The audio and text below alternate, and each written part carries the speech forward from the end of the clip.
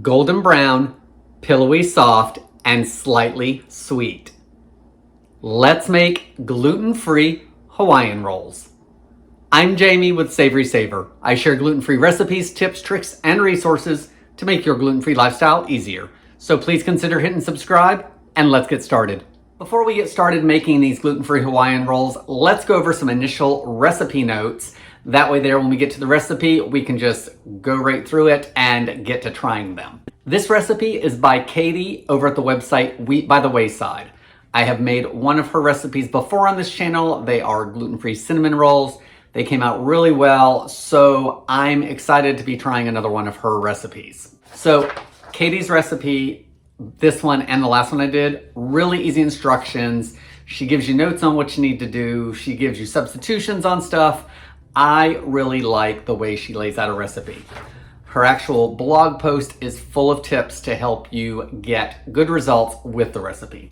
For this recipe, she says you can use 2 different types of gluten-free flour. The first one is Caputo. It is a gluten-free flour, but it does contain wheat starch as one of the ingredients. So if you have a wheat allergy, you will not be able to use this, or if you have any sensitivity to this flour because it is wheat starch. Technically, you should be able to use it even if you're celiac, but that's not always the case because everyone's different. She also says you will get the best results using this flour, but I'm not using this one today because I actually like this for my pizza crust.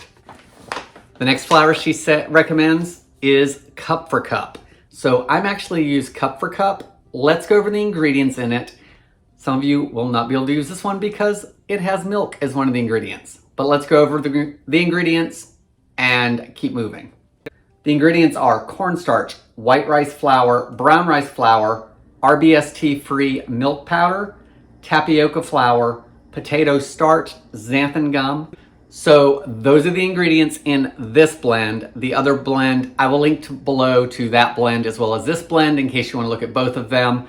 Caputo, I used to be able to get locally. I can no longer find it locally, but it is available on Amazon. One thing I noticed when looking at recipes for Hawaiian rolls is that traditional gluten-filled Hawaiian rolls, lots of the recipes have pineapple juice as one of the ingredients. I'm sure it's because of the Hawaiian in the name. However, in looking at the ingredients at the website, there's no pineapple juice in their traditional rolls. However, there is sugar. So Katie uses brown sugar in her rolls, which I think is a great way to get the sweetness in there and not add any extra liquid to the ingredients. So we're using brown sugar in this recipe. Katie also uses psyllium husk powder, and that is going to add some structure to our rolls. So I'm going to be using that. The other thing Katie uses is she uses a little bit of potato flour. So potato flour is different from potato starch. It actually, I don't know if you can see it in the camera, but it actually has a yellowish color to it and it smells like potatoes. So they actually take the potatoes and it's not separated from the starch, it's dried out and then they grind it down into a flour. So this is different from potato starch. And what this is going to do is this is going to keep some moisture in your bread, which if you ever make gluten-free breads, you know that they dry out. So this is going to help with that. Katie does say that if you have a high-speed blender and don't have potato flour, you can actually grind dried potato flakes down until it's a powder and use that instead. So there's a substitute idea for you if you have a high-speed blender and don't have potato flour. The final 2 things that I want to go over quickly, Katie makes these in a loaf pan. So I think that's great. I don't have to dig out any other pan. We're going to make rolls in this. She also says that you can double the ingredients and put it in a 9x9 if you want to do that. I'm just doing the small batch today. It makes 8 rolls. The final thing is that she says to use your stand mixer with this recipe. She does not recommend a hand mixer. The batter is thick. The psyllium husk is probably the main factor of the thickness, and there's also not a lot of liquid in this recipe. So she does recommend the stand mixer as opposed to the hand mixer. All right, guys, I think it's time to start this so we can try them out. To the bowl of the stand mixer, you want to add 1.5 cups of the gluten-free flour. She does on her website, if you bake by weight, there is a button on the recipe that will actually switch everything over to metric. So if you're doing it that way, by all means, that is recommended as well. We want 1/4 cup of brown sugar. I'm using light brown sugar. 2 tablespoons of the potato flour. 1/2 tablespoon or 1.5 teaspoons of psyllium husk powder. 1/2 tablespoon or 1.5 teaspoons of instant yeast. And 3/4 of a teaspoon of fine salt. This is just regular table salt. Give everything a whisk because you want to break up the brown sugar and you want to break up any of the flour starches. So just give it a good mix. All right, for the wet ingredients, I'm not going to add it just yet, but you're going to need 1 egg, and I lightly beat it just so it's already mixed together some before it goes into the ingredients. You're also going to need 3/4 cup of milk. I'm using whole milk, but Katie says you can also use your dairy-free alternative if you need to. We're also going to add 2 tablespoons of butter, or you could use some kind of vegan buttery sticks or canola oil for dairy-free. So I'm going to heat this in the microwave for about a minute because we want to melt the butter and warm up the milk. You want the mixture to be between 120 and 130 degrees Fahrenheit.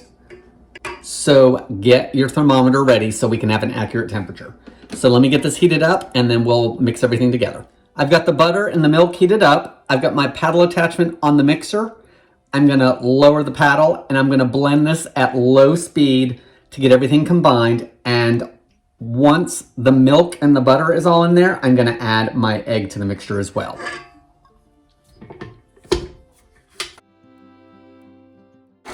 Let's add the egg. Okay, I've added everything. I am going to give the bowl a quick scrape. The bottom looks like everything is pretty well moistened. So now I'm going to bump the mixer up to medium and I'm going to blend everything for 2 minutes.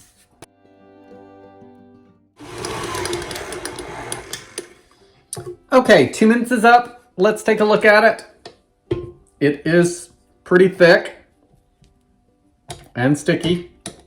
Okay, let's get everything scraped back down into the bowl and do your check and make sure that all the dry ingredients have been incorporated.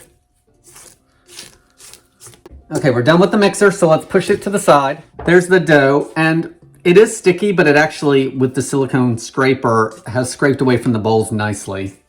Now we need to shape it. Here's the loaf pan I am using.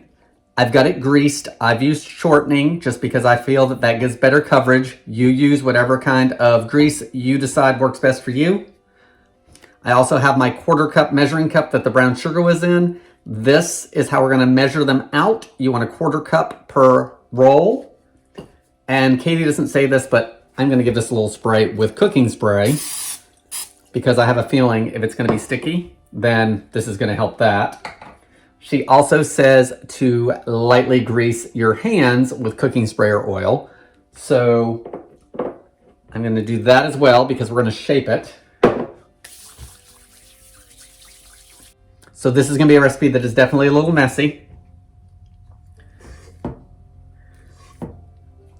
right, there's 1/4 cup of dough. Came out pretty clean. And you know what? That, I'm covered in oil, but that dough is easy to work with. So I like Katie's directions for that. Let's try the second one. Still some good release. Another shaping. Let's do the next 6.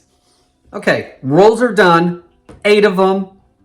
And if you look, you can see as I got towards the end, they started getting bumpy. And that's because eventually the oil, you just need to re-oil your hands some. So I wouldn't worry about that. Just go ahead and re-oil your hands if you need to. Now we need to let these rise. I like using the oven as a proofer because I can keep it warm in there and there's no drafts. So I turned my oven on before I started filming for you guys to 170 degrees. That's the lowest my oven will go. So as low as your oven goes, bump it down to there. and set your timer for 1 to 1.5 minutes. At that point, turn it off, leave it alone. Now when you're ready, you can pop this in, let it rise and do its thing, and usually I find that it takes less time than the recipe states.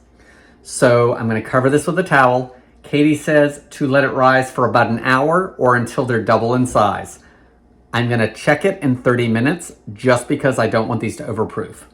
So let's get this covered up into proof, and then we'll look at it before we pop them in the oven. Okay, so it's been 30 minutes. I have not opened this up yet. So let's see if 30 minutes is enough for them to double in size with the proofing in the oven. I think they can probably go just a little bit longer. So I'm gonna do another 15 minutes in the oven, let them proof. And after that 15 minutes, I'm gonna take them out of the oven, put them on the counter, and I'm gonna preheat my oven to 350 degrees. Once my oven's preheated, we will get these baked off and give them a try. Okay, so we're just at the hour mark and they have risen nicely. They did need that full hour. So I've got about a tablespoon of butter that I melted, and I'm just gonna brush the tops gently. All right, everything's been buttered. I'm gonna pop these in the oven for 25 to 35 minutes until they are golden brown on top. Once they come out of the oven, you want to brush them with melted butter again and serve them warm. So let's get these baked off so we can give them a taste. So it's been a half hour. Everything is nice and golden. Let's take a little bit more melted butter, about another tablespoon.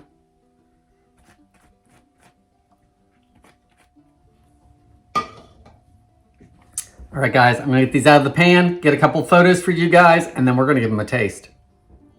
So I have not given these a taste yet. I did split one open, as you saw in the beginning of the video. So they are still nice and warm, and I don't think you can see the steam coming off of them. But the inside looks great. Definitely has that roll consistency that I expect when I open up a roll. Let's start off with this bottom half and see how it tastes. I do have a little bit of this melted butter left, so I'll probably use some of that, but let's take a bite without butter first. Very good consistency. I really like the taste. It very bread-like. The sweetness is very, very faint. So if you want more, I like that Katie says you can up that to as much as a half a cup of brown sugar. Let's put a little bit of butter on here.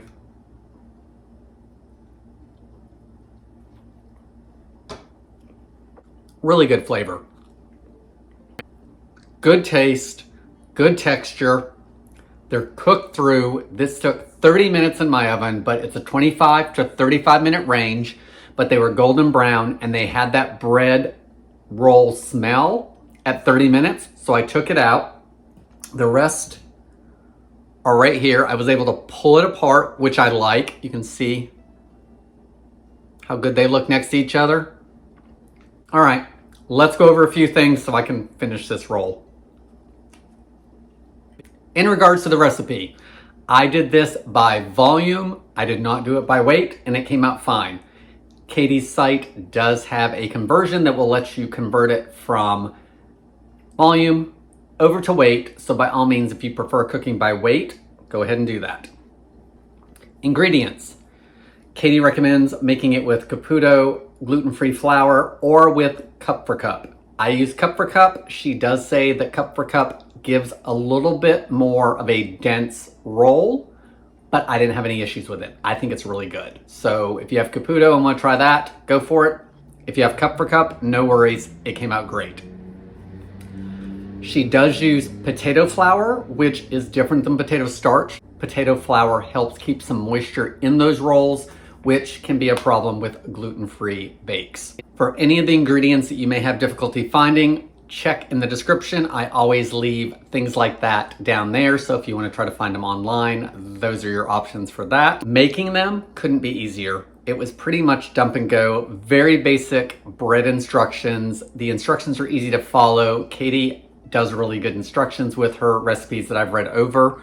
So definitely make sure you head over to her blog and check out some of her recipes. I really think that when recipes are well written, it makes it much more enjoyable to try to make those recipes. Katie says these will store at room temperature for up to 3 days. Just keep them tightly wrapped.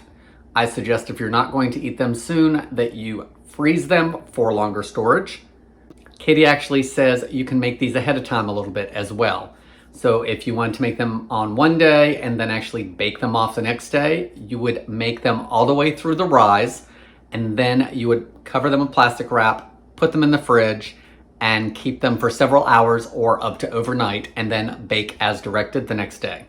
If you want to bake them the day before you actually need them, Katie suggests to bake them all the way through, cool them, wrap them to store them, and then the next day reheat them at 350 degrees for 10 to 15 minutes until warm through, and then brush with melted butter. Guys, I've got a little bit more roll to finish. I don't have anything else to add in regards to these rolls. Great recipe from Katie over at Wheat by the Wayside. So check out the full instructions and ingredients and all that. Down below in the description is a link to her site. Guys, if you guys have recipes I need to try or recipes that you make at home that you want to share with me, in the About Me section of my YouTube channel is my email address, so feel free to send me anything there. I want to thank you guys so much for watching. I appreciate it. Leave your comments below, like and share the video if you enjoy it, and I hope to see you in the next video.